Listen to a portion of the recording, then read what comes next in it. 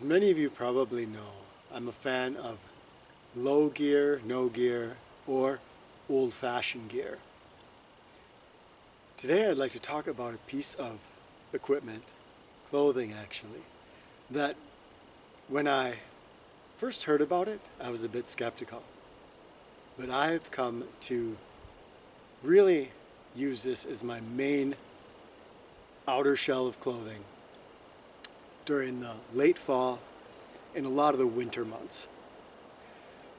This is called I don't know how to pronounce it exactly, so I'll write it right over here. A Kjortel is the way I pronounce it, or a tunic. This harkens, I think, back from medieval times, and it's an ancient garment. And today I'm going to show you why it is so functional and why you might consider getting one for yourself. First, I want to explain where this came from.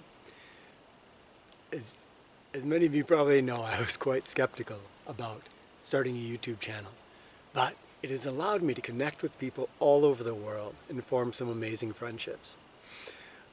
One of the most enduring of these friendships is with a gentleman from across the seas that we just started writing back and forth after he first wrote to me, and he shared everything from the music that he creates to photographs of his outdoor adventures. And one day he said, "Kenton, I'm going to send you this."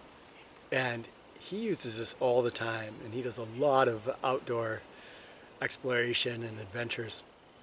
If you're going to consider purchasing one of these, consider getting one from someone who makes it by hand.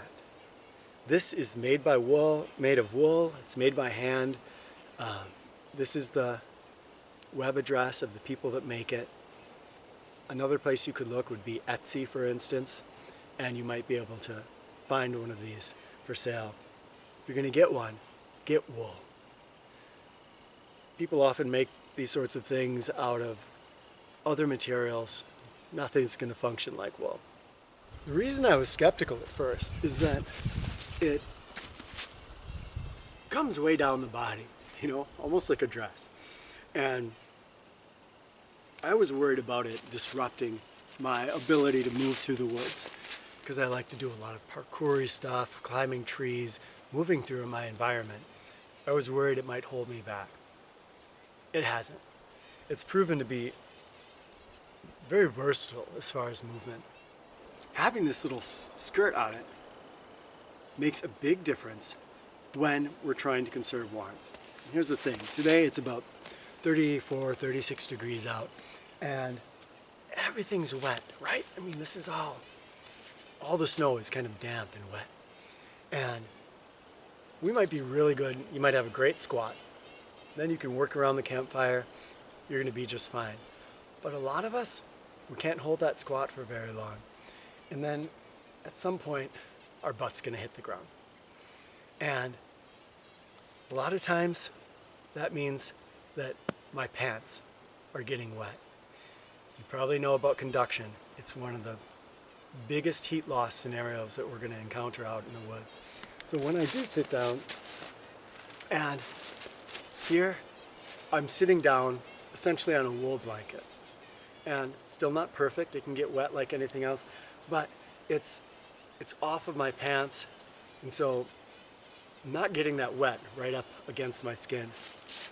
The other thing this does heat-wise is that we know that there's a lot of heat around our groin area coming up, the main arteries that come up through the legs, and so this is all protected, and the heat comes up and rises into your torso by having this little skirt basically that comes down around it. The mantle has a hood, so if it's a colder day,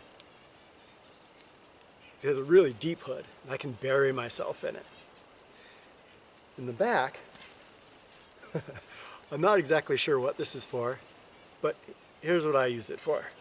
Really cold day, I can wrap it around, tuck it in, and then this is really keeping my warmth in through here. I can still see straight at least, and not too bad as far as condensation from wearing something that goes right up against my nose and my mouth, then I tend to get more, that condenses if you're out in the cold. But this allows my breath to go out, but still keeps kind of a bubble of warmth around the face.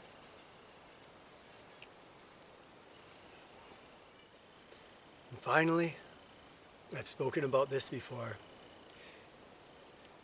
What we wear, it's the reason the military will have very specific clothing that people wear, religious groups. Clothing, what we wear, has a power on our mind.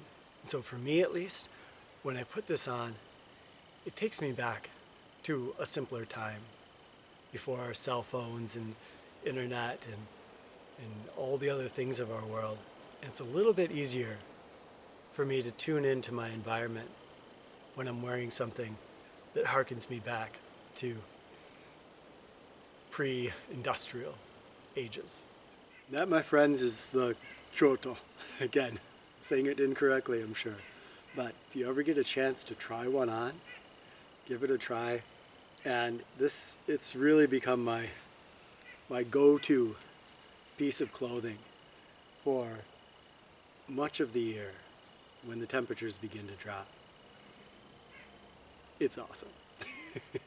If you've worn a tunic, if you've seen somebody in a tunic, if you know the history of this garment, please chime in, share your thoughts, and tell me about your experiences. I'm sure we'd all love to hear.